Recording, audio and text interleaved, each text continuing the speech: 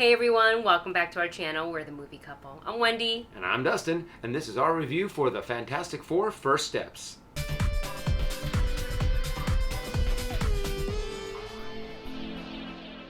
Mr. Fantastic, Invisible Woman, Human Torch, and The Thing face their most daunting challenge yet as they defend Earth from Galactus and the Silver Surfer. The long-awaited Fantastic Four Marvel Universe movie is finally here. We've been talking about it for probably about a decade. When they going to do Fantastic Four? When Fantastic Four is coming out? It was coming out on Comic-Con, So it is finally here. There's been insane hype about it, insane marketing about it, and I had a lot of fun with this movie. Yeah, and I'm sure Kevin Feige is so happy to not be continuously asked about Fantastic Four. When's it going to come out? Because remember, I think one time it was during a Comic-Con or D23, and he was kind of like, when we're ready, we'll tell you, or something like that. He was just like fed up because everybody's like, but Fantastic Four. It's like the deal with Fox hadn't even closed yet. When we're going to get a Fantastic Four movie?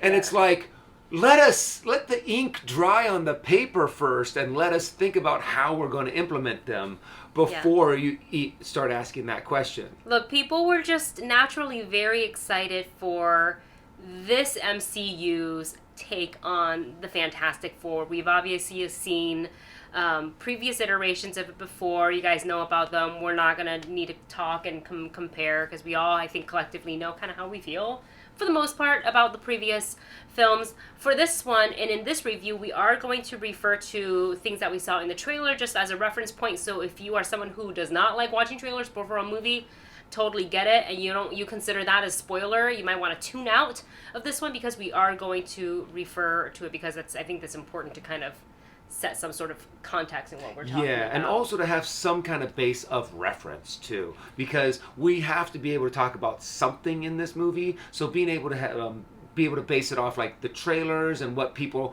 kind of know is going on is a little bit easier to do. Yeah, exactly right. And one of the things I was really looking forward to for this film is the cast. Our Fantastic Four. I individually like them a lot, and I was hoping that we would get to see and really fall in love with their dynamic and relationship with each other. And I will have to say they nailed it. I love every single one of them. I love their relationship. I love Sue and Reed's relationship, and then I love Sue and Johnny, and then I love what Johnny has with Ben, and just collectively as the four of them together, how they work, the different personalities, but how they don't get mad at each other. They just work together with each other, and it's so heartwarming to watch them literally be a family on screen, and that really captured me above anything else, because there is action, but they don't quite. I'm not saying there is no action, but they don't lean on it. Yeah, they don't lean on it. They don't have to use it as a crutch for it to be like, look, flashy action here. The story that they served us is really well done, really well thought out, and really well acted by the cast. Yeah, honestly, that is one of my favorite points about this movie. It comes out to about an hour and 55 minutes, so it is one of the shorter Marvel films. But they don't have to rehash the whole, they go into outer space as astronauts. They kind of did. They do, but they don't. It's an exposition form. It's like, hey, it's been 4 years since we've gotten the Fantastic Four. Yay! And then they do kind of like a montage of how the Fantastic Four came to be. I'm like, great, that's all we need. Let's move on because we've seen it before. We don't need to have that be the main focal point of the movie. I wanted the main focal point to be their family dynamic, which they nailed, and having them work together and seeing them banter together and have fun together, and then have it be the focus on Galactus. And that comes around the corner very quickly. Yeah, once they're done, kind of like, hey, this is the world. They're obviously not on 616, which everybody had already talked about. They are on 828, which watch until the end of the movie and you'll see why they did 828. Mm-hmm. Well, although some of you may have already figured it out. So if you do, props to you. But watch until the end of the movie and you'll know why they specifically used 828. I thought it was nice. It was nice. A really nice gesture for them to do that. And I just love the fact that, introduction, now into the main plot point, which is Silver Surfer just sliding on in and your world is going to die. Say your goodbyes now, because it's happening. And naturally we have our Fantastic Four and the people who, trust their lives with them. They're like, okay, we gotta problem solve this immediately. How do we eliminate this threat? What can we learn about Galactus? And I love seeing how each one of them jump into action. And this is definitely a daunting threat. And I really liked how they visually portrayed Galactus. He is gigantic. His voice booms and will shake like your chair kind of shakes every single time he spoke. That. I was like, whoa, and he just feels larger than life and will stop at nothing to get what he wants, which is to consume the planet that they are on. And then there's a caveat there too. So not only, we talked about family, we talked about the threat of Galactus and the Silver Surfer. They also have a new, it's not really quite a challenge, but it is a new thing that the Fantastic Four are getting used to, which is Sue being pregnant. Yes. And you find that out in the trailer. Right, I guess it depends on which trailer you watch. I don't know if all of them. Where Johnny's like, you're going to be a great mother. You're out of your league. You're going to be the best mom in the world. And you are going to be the best dad. Just kidding. You are out of your depth. That was Johnny throughout the whole film. Just being sassy.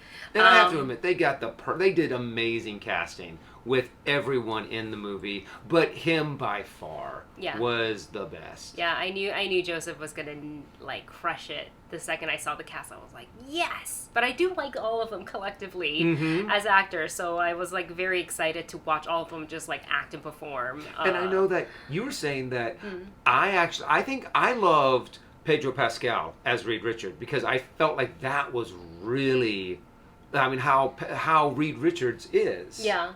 But for you, I think out of the four, he was okay, he's good, but you liked everyone else. I don't have a problem with how Pedro Pascal, I will never have a problem with the way Pedro Pascal portrays any character, okay? This man does his homework, he studies, and he gets it right. So, the complaint isn't there, it's just that, I don't know, I just thought he would be, front leader. And he still is. He's he's super smart. But this movie really highlights Sue Storm and her almost in a way being the glue. Not that the team needs glue. She's very much the mother figure. Yeah. Well, in the literal sense that she is also pregnant in this as well. So it a lot of the movie, I feel does evolve around her. She's very easy to kind of fall in love and form a connection with as an audience member. So I really, grabbed onto that. And I don't want to say too much more because I don't want to ruin it for you guys going in.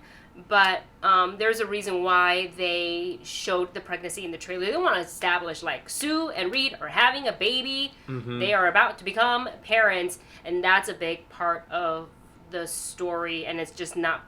It's not even about who. That plays a big part too, but it's not just because we all know who the kid is going to be. Yeah, but I also like something that you just pointed out that made me realize that you're right. They really did not have the leader of the group.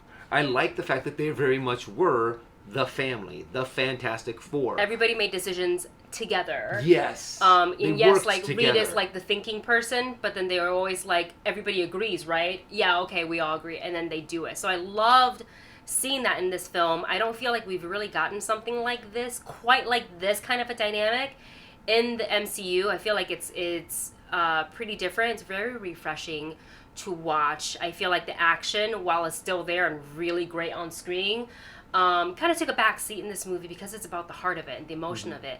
Depending on how you would form a connection with these characters we're seeing on screen, I think it's going to tug on your heartstring, and there are parts.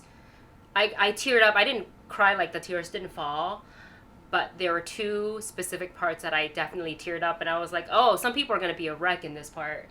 Yeah, so I'm excited to see everybody experience that in the theater. I also like the fact that the character development was very well rounded, not just with the family, but also with some other characters. You know, I think they did a great job with the Silver Surfer and her development, with Galactus too, on how they didn't just make him like the big nasty villain coming out. There was a reason, there was a motivation behind what he was doing, you know, his hunger, and they really, you know, they kind of humanized it a little bit. And I don't want to say too much, but I liked why he was doing what he was doing.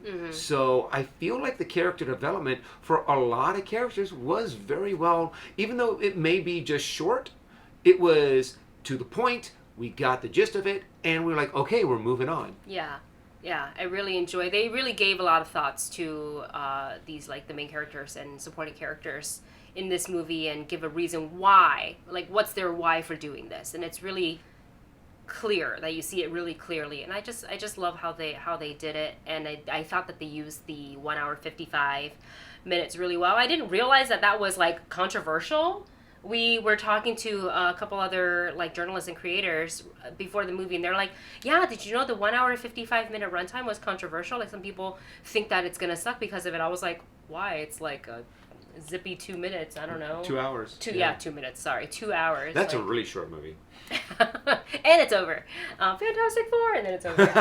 And then just one more thing to add before we get to our scoring. I really like the world building. How they showed that the Fantastic Four has existed in this world. People already know who they are, and they feel safe with them. They depend on them for, you know, protection.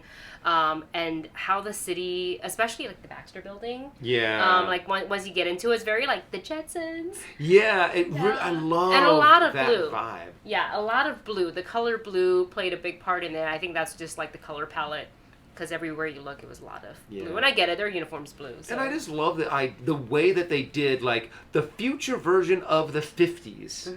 And I'm just like, I just loved that vibe. I loved that feeling of it, to where they had high-tech, you know, technology, but it still just rang 1950s, 1960s. So, 70s, or maybe. I guess maybe more 70s. But it's that retro version of the future. Yeah. And I just thought they pulled it off really well. It looked really cool, and I just loved just the design of the entire movie. Yeah. Oh, there's one character we left out. That's going to be probably everybody's favorite, and lots of merchandising, and that's going to be Herbie. Freaking adorable. I already knew it before going in. I was like, this thing's about to be the most adorable thing in the MCU. And it was. Merchandise. Yeah, it's like falls in line with like the baby Groot. Yeah, you know, Herbie, like super, super cute. Anyways, I think that's overall is our thoughts on the Fantastic Four first step. So we're going to go ahead and get to ranking this movie. The movie couple rating system is listed for you in the video description below, as you can already tell. We had a lot of fun with this.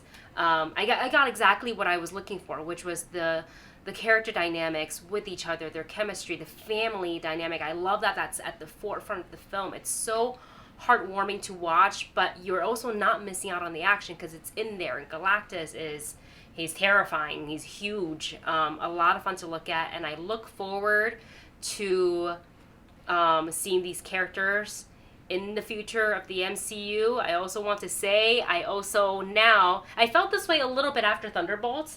I feel it even more now after watching this movie. I am kind of mad that we got the chair announcement for Avengers Doomsday. Yeah, me too. I felt like they could have just I don't know, left the cast of Thunderbolts and Fantastic Four out of those chairs and give it to us later, because there was just the stakes were so high at certain points in this movie, and I was kind of sitting back a little relaxed, and I was like, well, so-and-so's name's on the chair. The chair told me she's going to be fine, or the chair told me he's going to be fine, so I don't have to worry. And I still felt the tension, so the movie did a good job doing that, but I was like, I wish I didn't know, because I could be like, oh my god, but what if? So yeah, anyways, that is, my rating. My rating is check it out.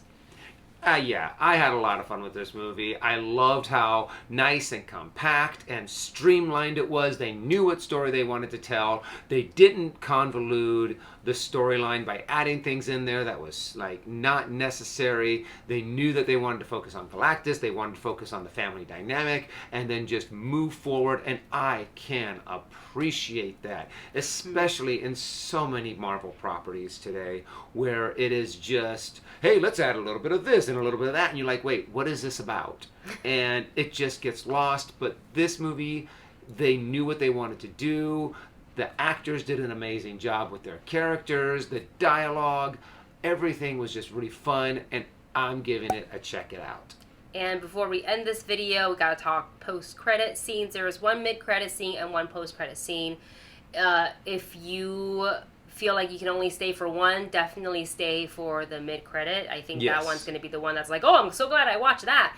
The second one is kind of like a silly, goofy. It's a silly, fun thing. You can stay if you don't have to run to the bathroom or have somewhere to go. And there you have it. Okay, that is it. That's it for this video. Thanks for watching. Let us know your thoughts on the Fantastic Four First Steps once you've seen it in the comment section below. Thanks for watching. We'll see you next time.